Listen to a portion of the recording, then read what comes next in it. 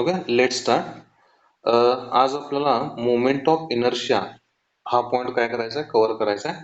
त्यामध्ये what is moment of inertia किंवा how moment of inertia is responsible किंवा what is the role of moment of inertia in rotational motion. तर rotational motion मध्ये moment of इनर्शियाचा काय role आहे किंवा मोमेंट ऑफ इनर्शिया काय करत्या रोटेशनल मोशन मध्ये हे आपल्याला काय करायचं आहे, बघायचं आहे. एक फॉर एक्झाम्पल बघा, इथं काय दिसायला लागलेलं आहे, एक तुमचा ब्लॉक आहे. त्या ब्लॉकचं मास काय आहे, एम, आणि इकडून त्याला काय लावलाय, फोर्स लावलाय. आता ह्या फोर्सची मॅग्निट्यूड किती पाहिजे की जो ब्लॉक तुमचा काय करणार आहे, किती पाहिजे. मी काय क्वेश्चन विचारतो बघा, त्या फोर्सची मॅग्निट्यूड किती पाहिजे की ज्यामुळे तुमचा ब्लॉक काय करेल, मुवमेंटला चालू करेल. तर त्या फोर्सची मॅग्निट्यूड किती पाहिजे, कोण सांगते. तर त्या फोर्सची मिनिमम मॅग्निट्यूड एवढी पाहिजे की किंवा फोर्सची जी मिनिमम मॅग्निट्यूड आहे ही ह्या ब्लॉकचं जे मास आहे त्या मासला ओव्हरकम करेल ह्याच्यापेक्षा थोडीशी काय पाहिजे, जास्त पाहिजे. त्यामुळं त्या फोर्समुळं तुमचा ब्लॉक काय करू शकतोय, मुवमेंट करू शकतोय. म्हणजे फॉर एक्झाम्पल, समजा एक वस्तू हित आहे, एक ब्लॉक एम मासचा हित आहे, त्याला इथून कुठं आणलं, ह्या इथं आणलं. फायनल पोझिशन काय आहे त्याची, इथं आहे, इथून इथं आणलं. तर ह्या ब्लॉकवर काहीतरी वर्क डन झालं असणार आहे. आता इथून इथं आणलं म्हणजे तुम्हाला एकच मॅग्निट्यूडचा फोर्स लावला असणार आहे का, फोर्सची मॅग्निट्यूड बदलली असणार आहे, कॉन्स्टंट फोर्स असणार आहे मॅग्निट्यूड मध्ये. तसंच रोटेशनल मोशन मध्ये फॉर एक्झाम्पल तुम्ही डोअर ओपन करताय. आता हे डोअरचं हँडल कुठं दिसायला लागले रे, इथं दिसायला लागले. म्हणजे ह्याचं ओपनिंग कुठून होत असणार आहे, ह्या इथूनच हे ओपन होत असणार आहे, ह्या एज पासूनच हे ओपन होत असणार आहे. तर जिथं ओपन करतोय आपण डोअर तिथंच ते काय बसलेलं असते, हँडल बसलेलं असते. जर हे हँडल डोअरचं जे हँडल आहे ते जर इथं असतं, तर ते डोअर ओपन झालं असतं का नसतं. डोअर आपल्याला ओपन करता आलं असतं ह्या केसमध्ये, पण हिथं असल्यावर इथं तुम्हाला फोर्स जो आहे तो काय लावावा लागला असता, जास्त लावायला लागला असता कम्पेअर टू दॅट फोर्स. म्हणजे तुम्हाला हिथं जो फोर्स लावावा लागणार आहे त्यापेक्षा जर हँडल तुमचं हिथं असतं तर फोर्स तुम्हाला काय लावावा लागला असता, जास्त लावावा लागला असता. लिनियर मोशन मध्ये जसं आपण फोर्स देतोय, force applied on the object is depends on mass of the object. म्हणजे त्या ऑब्जेक्टचं जे मास आहे त्याच्यावर डिपेंड आहे तुमचा फोर्स किती अप्लाय करायचा. आता जसं मी सांगितलं तसं force is equal to mass into acceleration. हा आपण formula according to Newton second law जो आहे rate of change of momentum त्यावरून काय करतोय, हा फॉर्म्युला आपण डेरिवेट करतोय. त्यामध्ये जर मास जर इन्क्रीज झालं, मास जास्त असेल तर तुमची फोर्सची मॅग्निट्यूड पण तुम्हाला काय लावावी लागणार आहे, जास्त लावावी लागणार आहे. येतं लक्षात. तर आता मी जसं सांगितलं इथं जो डोअर तुमचा ओपन करायचा आहे, इथं हँडल आहे किंवा इथं हँडल आहे, दोन केसेस आहेत. एका केसमध्ये सपोज इथं हँडल आहे, तर इथं हँडल असताना तुम्हाला डोअर ओपन करण्यासाठी जे एफर्ट्स लावायला लागणार आहेत, जो फोर्स लावायला लागणार आहे तो काय असणार आहे, तुमचा कमी असणार आहे. पण हँडल जर तुमचं इथं असेल आणि त्या केसमध्ये जर तुम्हाला डोअर ओपन करायचं असेल तर त्या केसमध्ये तुम्हाला तुमचे एफर्ट्स किंवा जो फोर्स लावायला लागतोय तो काय लावायला लागतोय, जास्त लावावा लागतोय. This is the moment of inertia. म्हणजेच moment of inertia is nothing but product of mass into रेडियसचा स्क्वेअर. मोमेंट ऑफ इनर्शिया काय डिपेंड केल्या, मोमेंट ऑफ इनर्शिया हा कोणाचा प्रोडक्ट आहे, मास इंटू रेडियसचा स्क्वेअर. म्हणजे फॉर एक्झाम्पल समजा एक इरेग्युलर शेपचं ऑब्जेक्ट आहे, एक इरेग्युलर शेपचं ऑब्जेक्ट आहे. हे आपण सेंटर ऑफ मास वगैरे अशा डायग्राम बघितल्या. त्याचा हा ऍक्सिस ऑफ रोटेशन आहे. हा काय ऍक्सिस ऑफ रोटेशन आहे. आता त्या केसमध्ये इथं पॉइंट आहे P1 आणि इथं पॉइंट आहे P2. आता हा जर अप्पर डिरेक्शन न बघितलं तर हे जे मोशन आहे हे कोणतं मोशन परफॉर्म व्हायला लागले, हे जे ऑब्जेक्ट आहे, ही जी रिजिड बॉडी आहे, ही रिजिड बॉडी कोणतं मोशन परफॉर्म करायला लागल्या. जर अप्पर डायरेक्शन न बघितलं तर ही रिजिड बॉडी कोणतं मोशन परफॉर्म करायला लागल्या, एक रोटेशनल मोशन परफॉर्म करायला लागल्या, ज्याची जी डायरेक्शन आहे ती काय अँटी क्लॉकवाईज आहे. मग ह्या अँटी क्लॉकवाईज डायरेक्शन मध्ये समजा ह्या रिजिड बॉडीमध्ये n नंबर ऑफ पार्टिकल असतील आणि आपण हे P1 आणि P2 हे दोन पार्टिकल काय केले, कन्सिडर केले. त्यामध्ये ऍक्सिस ऑफ रोटेशन पासून जे P1 चं डिस्टन्स आहे हे सपोज काय कन्सिडर करूया R1 आहे आणि जे P2 चं डिस्टन्स आहे हे सपोज काय कन्सिडर करूया R2 आहे.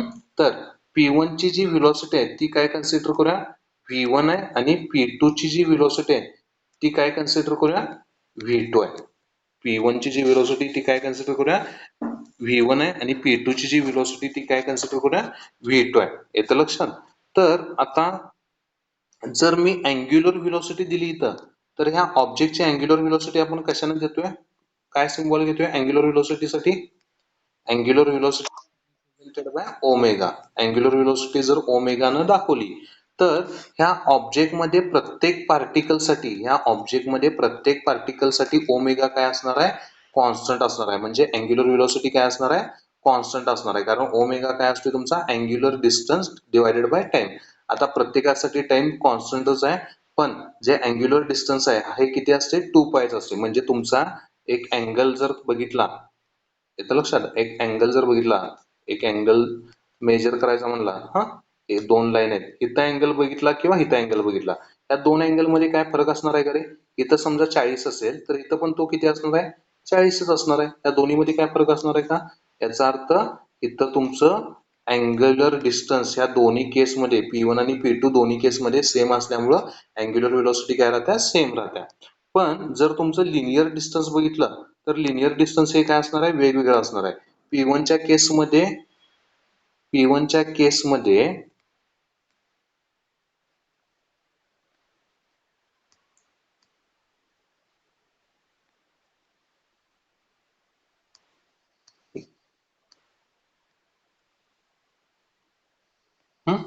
P1 च्या केसमध्ये जे तुमचं अँग्युलर डिस्टन्स आहे किंवा P2 च्या केसमध्ये जे अँग्युलर डिस्टन्स आहे सेम असणार आहे. पण जर लिनियर डिस्टन्स बघितलं तर लिनियर डिस्टन्स किती असणार आहे हे P1 साठी तुमचा हा सर्कल होत असेल तर P2 साठी काय झाला हा सर्कल झाला. आता या सर्कल वरनं लक्षात येते कोणता सर्कल मोठा आहे P1 चा सर्कल मोठा आहे का P2 चा सर्कल मोठा आहे. P1 चा सर्कल हा काय P1 चा सर्कल हा काय मोठा आहे कुणापेक्षा P2 पेक्षा. याचा अर्थ P1 ची रेडियस पण काय असणार आहे जास्त असणार आहे आणि P2 ची रेडियस ही काय असणार आहे कमी असणार आहे. म्हणजेच ह्या केसमध्ये इथं तुमचं लिनियर डिस्टन्सचा जर विचार केला तर लिनियर डिस्टन्स काय असणार आहे P1 च्या केसमध्ये सर्कम्फरन्स म्हणजेच किती असणार आहे 2πr1 आणि P2 च्या केसमध्ये किती असणार आहे 2πr2. आता ही सर्कम्फरन्स कुणाची जास्त असणार आहे P1 ची सर्कम्फरन्स काय असणार आहे जास्त असणार आहे. ते लक्षात. आता P1 ची सर्कम्फरन्स जास्त असल्यामुळे P1 ची व्हेलॉसिटी आणि P2 ची व्हेलॉसिटी ह्यामध्ये जर मी कम्पेअर करण्याचं ठरवलं तर P1 ची जी लिनियर व्हेलॉसिटी आहे ती पण कुणापेक्षा जास्त असणार आहे P2 पेक्षा जास्त असणार आहे.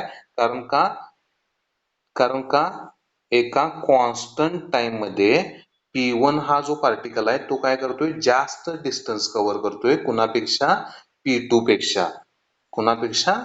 पेक्षा म्हणजे P1 चं डिस्टन्स जास्त असल्यामुळं व्हेलॉसिटी पण जास्त असणार आहे आणि व्हेलॉसिटी जास्त असल्यामुळं त्याचं जे लिनियर ऍक्सिलरेशन आहे ते पण काय असणार आहे जास्त असणार आहे. लिनियर ऍक्सिलरेशन पण काय असणार आहे जास्त असणार आहे. येतं लक्षात. हाच फरक आहे लिनियर आणि अँग्युलर क्वांटिटी मध्ये.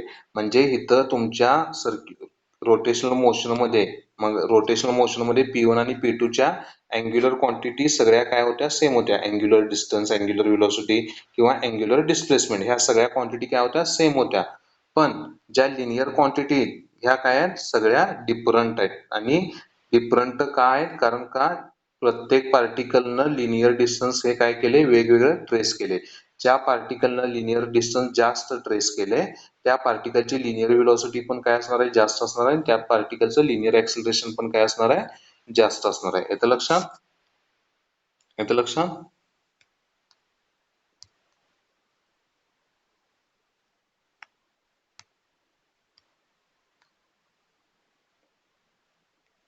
नेक्स्ट लक्षात. Moment of inertia are classified in 3 types. Moment of इनर्शियाचे आपण 3 टाइप डिफाइन करू शकतोय. जसे काही इथं दाखवल्यात मोमेंट ऑफ इनर्शियाचे 3 टाइप कोणकोणते दाखवल्यात की मोमेंट ऑफ इनर्शिया म्हणजेच पहिले ती मास दुसरे ती एरिया आणि तिसरे ती पोलार साठी. मग हे तुम्हाला सिलेबसला नाहीये फक्त तुम्हाला ऍज लक्षात असू दे यासाठी काय दिले, म्हणजे लक्षात ठेवा फक्त त्यासाठी दिले, ह्याचा काय उपयोग नसणार आहे पुढं. मास मुवमेंट ऑफ इनर्शिया म्हणजे जर तुमचं मास डिस्ट्रीब्युशन बॉडीमध्ये युनिफॉर्म असेल तर तिथं तुम्ही युनिफॉर्म मास डिस्ट्रीब्युशन साठी मुवमेंट ऑफ इनर्शिया देऊ शकताय, तसंच एरिया किंवा तसंच पोलार मुवमेंट ऑफ इनर्शिया. त्यानंतर तुम्हाला महत्वाचे जे आहे फक्त ती पहिली मुवमेंट ऑफ इनर्शिया काय करायच्या, ऑब्झर्व करायच्या, मास मुवमेंट ऑफ इनर्शिया. तर आता जसं सांगितलं मुवमेंट ऑफ इनर्शिया काय दिली तिथं, movement of inertia mass into R square, म्हणजे it is a product of radius square into mass. Mass radius square म्हणजे तो जो पार्टिकल आहे तुमचा किती डिस्टन्स वर ट्रॅव्हल करायला लागलाय ऍक्सिस पासून, ते म्हणजे काय तुमचं रेडियस. फॉर एक्झाम्पल इथं मुवमेंट ऑफ इनर्शिया मास साठी डिस्ट्रीब्यूट केल्या. समजा एक एक्झाम्पल दाखवतो मी. स्केल आहे तुमचं, एक 15 सेंटीमीटरचं स्केल आहे असं समजा. ह्याचा सेंटर ऑफ ऍक्सिस कुठून पास व्हायला लागलाय, सेंटर मधून पास व्हायला लागलाय. आता इथं सेंटर मधून पास व्हायला लागलाय याचा अर्थ इथं डिस्टन्स किती असणार आहे, 7.5 असणार आहे. आता suppose there is a 2 points, एक P1 पॉइंट आहे इथं आणि दुसरा P2 पॉइंट आहे इथं. आता P2 चं जे डिस्टन्स आहे हे किती आहे, 2 आहे असं समजा, 2 सेंटीमीटर आहे, म्हणजे इकडून मेजर केले डिस्टन्स. P2 हा 2 सेंटीमीटर वर आहे आणि P1 हा किती सेंटीमीटर वर घेऊया, 11 सेंटीमीटर वर घेऊया. रॅन्डम फिगर घेतल्या मी. P1 हा किती सेंटीमीटर वर घेऊया, 11 सेंटीमीटर वर घेऊया. आता सपोज मास डिस्ट्रीब्युशन हे काय युनिफॉर्म आहे असं समजा. मास डिस्ट्रीब्युशन सगळीकडे काय आहे, युनिफॉर्म आहे, म्हणजे हे मास डिस्ट्रीब्युशन जे आहे ते सगळीकडे युनिफॉर्म आहे असं समजा. तर रेडियस कोणत्या पॉईंटची जास्त असणार आहे ऍक्सिस पासून, कोणत्या पॉईंटची जास्त असणार आहे, P1 का P2 ची. इथं 7.5 पासून किती डिस्टन्स वर आहे, P1 पॉईंट 11 डिस्टन्स वर आहे, म्हणजे इथं रेडियस किती झाली तुमची, किती झाली, 3.5 झाली, 3.5 सेंटीमीटर वर झाली. पण इथं तो 7.5 पासून कुठं आहे, तो 2 पर्यंत आहे, याचा अर्थ इथं रेडियस किती झाली तुमची, 5.5 सेंटीमीटर झाली. म्हणजे P2 साठी रेडियस काय आहे, जास्त आहे आणि P1 साठी जी रेडियस आहे ती काय आहे, कमी आहे. याचा अर्थ मुवमेंट ऑफ इनर्शिया कोणाची जास्त असणार आहे, P2 ची का P1 ची जास्त असणार आहे, P2 ची जास्त असणार आहे का P1 ची जास्त असणार आहे, P2 ची जास्त असणार. हा, बरं, अजून एक एक्झाम्पल बघा, अजून एक एक्झाम्पल सांगतो. तसंच एक्झाम्पल घेऊया, एक पट्टी आहे. पहिल्या केसमध्ये ऍक्सिस ऑफ रोटेशन तिचा एका एज मधून पास होणार आहे आणि दुसऱ्या केसमध्ये तिचा ऍक्सिस ऑफ रोटेशन कुठून पास व्हायला लागलाय, बी मधून पास व्हायला लागलाय. तर कोणत्या केसमध्ये मुवमेंट ऑफ इनर्शिया जास्त असणार आहे, पहिल्या का दुसऱ्या. तर पहिल्या केसमध्ये मुवमेंट ऑफ इनर्शिया काय असणार आहे, जास्त असणार आहे. कारण का, इथं तुमचं डिस्टन्स जर आर असेल ऍक्सिस पासून ह्या पॉईंटचं, तर ह्या दोन पॉईंटचं इथं डिस्टन्स काय आहे तुमचं R/2 आणि R/2 आहे. म्हणजे पहिल्या केसमध्ये तुमची मुवमेंट ऑफ इनर्शिया पण काय असणार आहे, जास्त असणार आहे. कारण मुवमेंट ऑफ इनर्शिया आपण कशी डेरिव्हेट केल्या, mr², m म्हणजे मास आणि r म्हणजे डिस्टन्स किंवा रेडियस. येतं लक्षात. तर ह्याचं युनिट काय झालं रे, SI युनिट. मग मास आपण कशात घेतोय, किलोग्रॅम मध्ये म्हणजे केजी, आणि रेडियस आपण कशात घेतोय, मीटर स्क्वेअर मध्ये, म्हणजे याचं SI युनिट काय झालं, केजी मीटर स्क्वेअर झालं. आणि ह्याचे डायमेन्शन काय झाले, आता इथे मीटर स्क्वेअर आहे, LMT अशा डायमेन्शन देतोय. टाइम इथं काय आहे का, नाहीये, म्हणजे ते झिरोच झालं. झिरोच झाले म्हणजे ते लिहिण्याची काही गरज नाही. इथं लेंथचा स्क्वेअर म्हणजे मीटरचा स्क्वेअर आहे, म्हणजे इथं काय झालं, लेंथची पॉवर काय झाली, 2 झाली. इथं केजी आहे, किलोग्रॅम आहे म्हणताना इथं मास काय झालं, पॉवरला 1 आलं, मासच्या पॉवरला काय आलं, 1 आलं. येतं लक्षात आहे.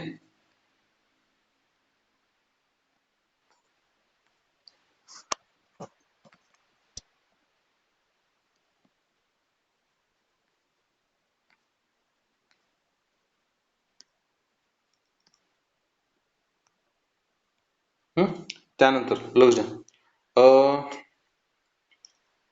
Properties of movement of inertia.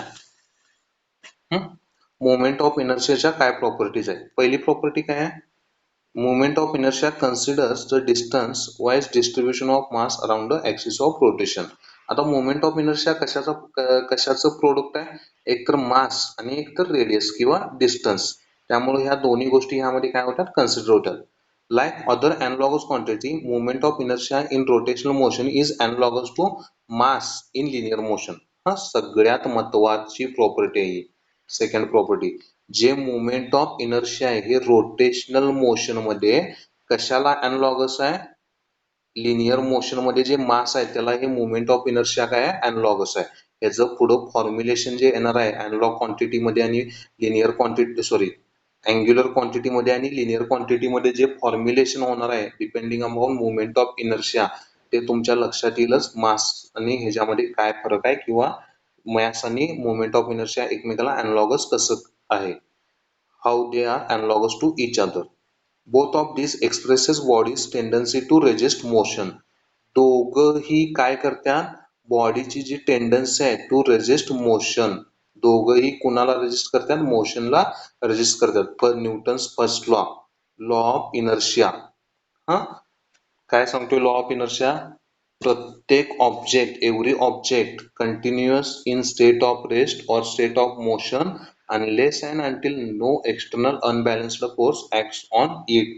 एखादं ऑब्जेक्ट हे त्याच्या रेस्ट पोझिशनलाच राहते किंवा मोशन मध्येच राहते जोपर्यंत त्याच्यावर एखादं बाह्य बल काय करत नाही, कार्य करत नाही. आता लक्षात.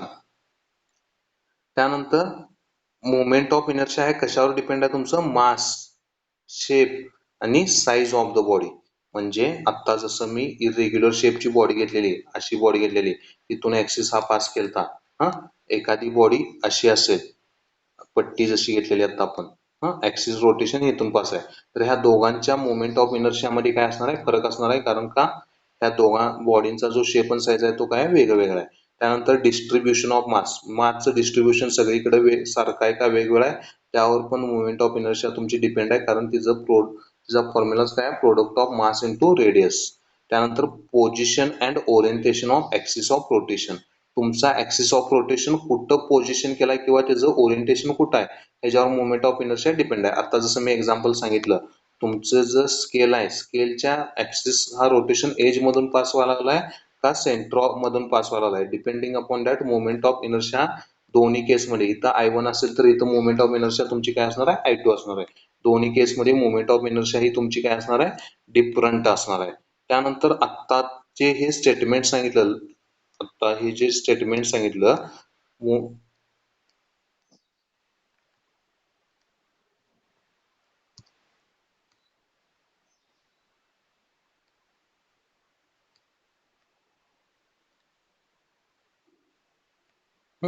आता हे जे स्टेटमेंट सांगितलं ते काय इंडिकेट करते, फॉर एक्झाम्पल बघा, एक एक्झाम्पल सांगतो, नेक्स्ट लेक्चरला आपण बघायचंय. जो फोर्स आहे तुमचा लिनियर ह्याच्यामध्ये, तो आपण फोर्स काय देतोय, मास इंटू ऍक्सिलरेशन देतोय. फोर्स काय देतोय, मास इंटू ऍक्सिलरेशन देतोय. तर अँग्युलर फोर्स, आता इथं हा लिनियर फोर्स जसा म्हणलाय तसा मी काय म्हणतोय, अँग्युलर फोर्स टॉर्क, हे सिम्बॉल जे आहे ते कशासाठी द्यायचं, टॉर्क साठी द्यायचं, उलटा जे असं सिम्बॉल आहे, ह्या सिम्बॉलचं नाव आहे टाऊ, असं नाव आहे. तर तो टाऊ काय देतोय, आय इंटू अल्फा. आय म्हणजे मोमेंट ऑफ इनर्शिया आणि अल्फा म्हणजे अँग्युलर ऍक्सिलरेशन. त्यानंतर अजून एक फॉर्म्युला सांगतो, एक फॉर्म्युला दुसरा, एक मोमेंटम आपण काय देतोय, मोमेंटम काय देतोय, मास इंटू व्हेलॉसिटी. तसं इथं angular momentum L is equal to inertia into omega, I omega. ह्यांची पुढे आपल्याला डेरिवेशन पण बघायचे. त्यानंतर कायनेटिक एनर्जी काय देतोय आपण लिनियर मोशन मध्ये, कायनेटिक एनर्जी काय असते, हाफ एम व्ही स्क्वेअर. तशी इतर रोटेशनल मोशन मध्ये जी कायनेटिक एनर्जी असणार ती काय असणार आहे, half i omega square, i omega square. आता फक्त इथं लक्ष द्या एक मिनिट व्यवस्थित, कंपॅरिझन बघा. ज्या तुमच्या ह्या क्वांटिटी आहेत इकडच्या, त्या कोणत्या, लिनियर क्वांटिटी आहेत. इकडच्या ज्या क्वांटिटी आहेत त्या कोणत्या, लिनियर क्वांटिटी, आणि इकडच्या ज्या क्वांटिटी आहेत त्या कोणत्या, अँग्युलर क्वांटिटी. तर ह्यामध्ये डिफरन्स बघा, फोर्स, आता मी लिनियर म्हणतोय का, लिनियर फोर्स फक्त फोर्स म्हणतोय, याचा अर्थ तो लिनियरच आहे. मग फोर्स इज इक्वल टू काय, मास इंटू ऍक्सिलरेशन. तसं इथं angular force is equal to काय, इनर्शिया इंटू अँग्युलर ऍक्सिलरेशन. त्यानंतर इथं तुमचं लिनियर मोमेंटम किंवा मोमेंटम इज इक्वल टू काय आहे, मास इंटू व्हेलॉसिटी. तसं इथं angular momentum L is equal to काय आहे तुमचा आय ओमेगा. त्यानंतर इथं कायनेटिक एनर्जी काय आहे, हाफ एम व्ही स्क्वेअर. तसं इथं रोटेशनल कायनेटिक एनर्जी काय आहे, हाफ आय ओमेगा स्क्वेअर. आता इथं जे मास आहे तुमचं लिनियर मोशन मध्ये, तेच इथं अँग्युलर मोशन किंवा रोटेशनल मोशन मध्ये कशाने रिप्लेस केले, इनर्शियानं रिप्लेस केले, आयनं रिप्लेस केले. इथं जे ए आहे तुमचं म्हणजे ऍक्सिलरेशन ए आहे, ते इथं तुमचं काय आहे, अँग्युलर ऍक्सिलरेशन अल्फा. इथं जी व्ही आहे म्हणजे लिनियर व्हेलॉसिटी जी व्ही आहे, इथं ती काय आहे, अँग्युलर व्हेलॉसिटी ओमेगा आहे. जे लास्ट लेक्चरला फॉर्म्युले बघितल्यातच. फक्त इथं डिफरन्स कशाचा आहे, तुमचा मास जे आहे ते तुमचं इथं कशानं डिफाईन केले, आय न डिफाईन केले. याचा अर्थ लिनियर क्वांटिटी मध्ये जे मास आहे ते अँग्युलर क्वांटिटी मध्ये कशाला अॅनालॉगस आहे, कशाला अॅनालॉगस आहे, इनर्शियाला अॅनालॉगस आहे. कशाला अॅनालॉगस आहे, इनर्शियाला अॅनालॉगस आहे. आलं लक्षात? ओके.